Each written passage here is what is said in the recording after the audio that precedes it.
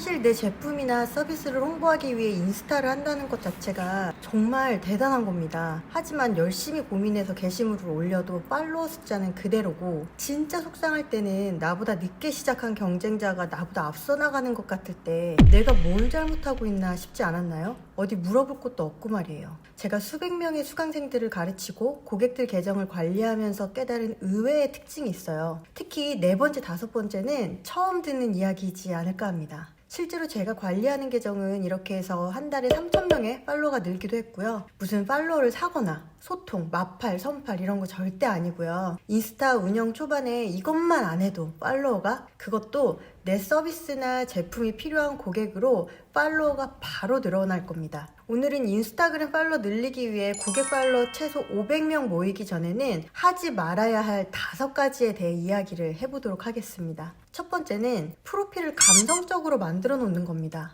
제가 처음에 그랬거든요. 나나라는 게 제 영어 이름인데 영어 이름 적어놓으면 뭔가 좀 더 있어 보이는 것 같고, 또 제품 판매 처음 할 때여서 브랜드 이름 시크하게 딱 적어놓고 슬로건도 영어로 적어놨어요. 근데 이렇게 적어놓으면 내가 뭐 하는 사람인지, 이 제품이 뭔지를 알 수가 있겠냐는 거예요. 예를 들면 내가 침구를 판매했다고 해볼게요. 그러면 막 브랜드 슬로건 적어놓는 거예요. 가치 있는 생활을 디자인합니다. 그럼 뭐가 가치 있는 생활이고 뭘 디자인하는지 알겠나요? 차라리 감성과 기능까지 챙긴 패브릭, 브랜드 이렇게 했어야 했던 거죠. 내가 어떤 컨텐츠를 올렸는데 사람들이 그걸 발견해서 이 계정 뭐 하는 계정이지? 라고 생각하고 내 계정에 들어왔을 때 이런 스타일의 친구를 판매하는구나 라는 생각이 단번에 들어야 한다는 겁니다. 친구 컨텐츠가 예뻐서 들어왔는데 계정 프로필에 가치 있는 생활을 디자인합니다 하면 친구를 판다는 거하고 디자인을 한다는 거야 알쏭달쏭할 수도 있겠죠. 인스타그램 프로필에 들어가면 딱 4줄이 보이는데요. 여기에는 이 계정이 명확히 어떤 계정인지, 또 팔로우하면 어떤 이득을 얻을 수 있는지가 적혀 있어야 합니다. 그 이득이라는 게 정보가 될 수도 있고 감동이 될 수도, 또 재미가 될 수도 있겠죠. 혹시 아직 이렇게 안 되어 있다면 지금 당장 들어가서 프로필부터 바꿔놓으시기 바랍니다. 두 번째는요, 내가 하고 싶은 이야기만 한다입니다. 여러분은 제가 누군지 잘 모르는데 제가 이 유튜브 영상이건 인스타에 사진을 올리면서 거기에 제가 오늘 점심에 뭘 먹었고요, 점심 먹은 다음에 산책을 했고요, 이따가 퇴근하고 친구 집에 놀러 갈 거예요, 이런 이야기를 한다고 해볼게요. 보시겠어요? 당연히 안 보죠. 전혀 안 궁금하거든요. 만약 제가 송혜교라면 저런 거 해도 돼요. 송혜교가 저녁 먹는 거, 강민경 집 놀러 가는 거, 사람들이 그냥 막 엄청 보잖아요, 이런 거는. 근데 저희는 송혜교가 아니죠. 여러분도 지금까지도 제 영상, 이 영상을 왜 보고 계시겠어요? 왜냐면 제가 지금 정보를 드리고 있으니까요. 듣는 사람, 보는 사람이 무언가를 얻는 것을 제공해주고 있다는 거예요. 내가 하고 싶은 이야기더라도 듣는 사람이 무언가를 얻어갈 수 있는 것에 대해 내가 하고 싶은 말, 나의 의견, 내가 아는 것을 나누어야 합니다. 내 얘기를 하고 싶으면 공감대 형성할 수 있는 이야기라도 하세요. 자랑만 하지 말고요.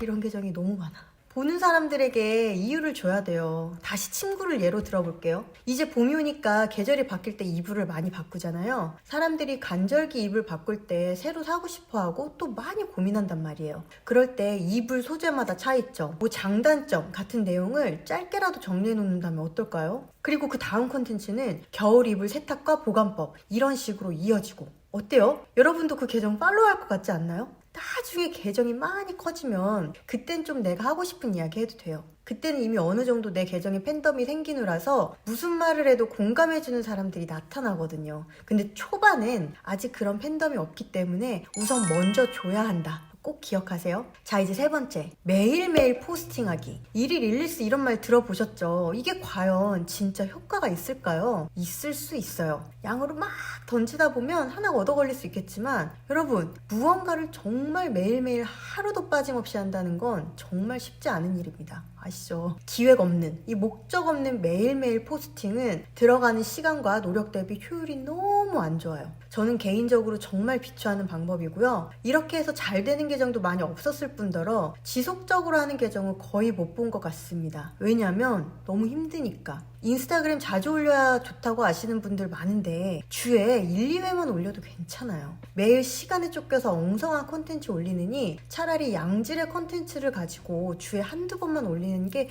훨씬 계정도 건강해지고 탄탄한 팔로워층이 쌓이게 됩니다.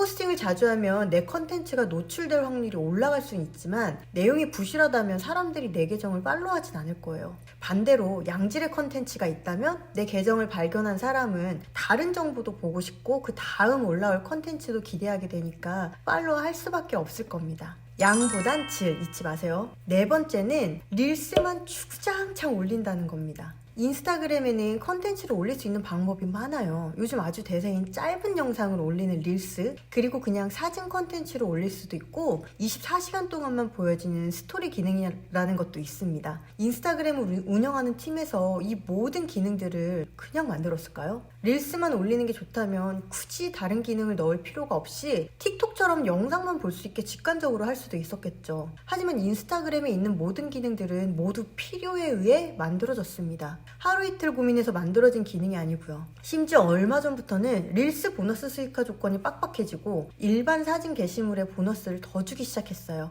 노출량도 일반 게시물들을 좀 더 높여주고요. 물론 사진도 한 장만 올리기보다는 한 번에 여러 장 올리는 캐러셀 형태의 피드가 훨씬 유리합니다. 요즘 쇼폼 동영상이 대세라고는 하지만 인스타에서는요, 너무 한 가지만 하지 말라고 말씀을 드리는 거예요. 릴스를 메인으로 운영하되 중간중간 캐러셀 형태의 컨텐츠도 발행을 해주세요. 저도 영상 한 3개에서 5개 정도 올리면 1개 정도는 일반 게시물로 올리고 있고 또 스토리도 거의 매일 이용하고 있고요. 인스타그램도 자기들이 열심히 개발해서 만들어 놓은 기능들을 이용자들이 이것저것 다 잘 써주는 걸 좋아하겠죠. 마지막 5번째는요, 조회수에만 집착을 한다는 겁니다. 이 조회수 아주 중요하죠. 이 부분 제가 항상 강조하는 부분인데요. SNS를 마케팅으로 활용하려고 한다면 조회수보다 중요한 건 얼만큼 매출로 연결되느냐입니다. 정말 대부분의 사람들이 컨텐츠 조회수에만 신경 쓰는데 우리의 목적은 인플루언서가 아니라 내 제품, 서비스 판매라는 것을 절대로 잊으시면 안 됩니다. 예를 들어 내가 지나가다가 장원영을 만났어요. 그래서 이 에피소드를 영상으로 찍어서 올렸더니 조회수가 막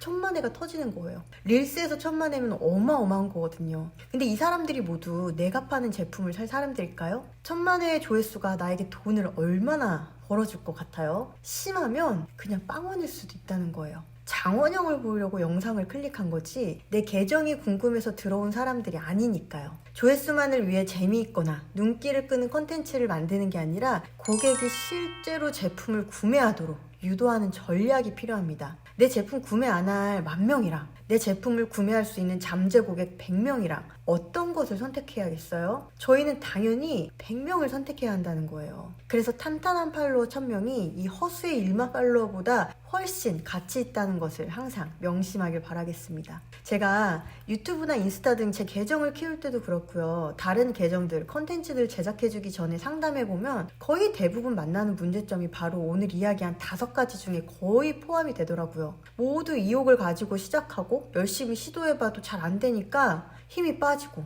그나마 저희 같은 곳을 찾아오면 점검을 받던 의뢰를 하던 뭐 나아질 수 있는데 사실 더 많은 분들이 하다가 안 되니까 포기하는 경우를 너무 많이 봤어요. 적어도 초반 시작할 때 제가 오늘 이야기한 것들만이라도 알고 시작하면 그 과정을 좀 더 즐겁고 힘들지 않게 해나갈 수 있지 않을까 해서 이런 주제로 오늘은 영상을 올려봤습니다. 오늘 영상도 도움이 되었길 바라고요. 그럼 저는 다음 영상에도 대표님들 매출 상승에 도움이 되는 좋은 정보로 돌아오겠습니다. 오늘도 영상 시청해주셔서 감사드리고요. 구독과 좋아요는 영상을 만드는 데 큰 힘이 됩니다. 그럼 다음 영상에서 만나요. 안녕.